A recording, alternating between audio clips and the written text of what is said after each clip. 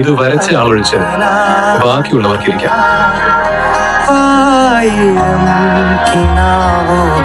ഓ, ഇത് വരച്ചതാരായാലും സ്വമേധയാ വന്ന് പറയണം. എന്നിട്ട് മതി പഠിക്കലും പഠിപ്പിക്കലും ഒക്കെ.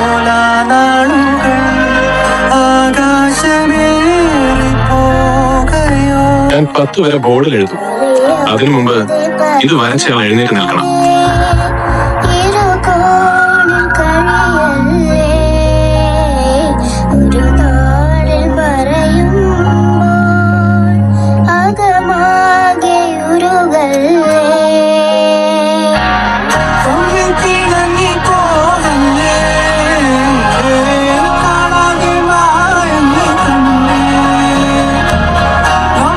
ശിക്ഷിക്കാൻ വേണ്ടിയല്ല, അഭിനന്ദിക്കാൻ വേണ്ടി അന്വേഷിച്ചു.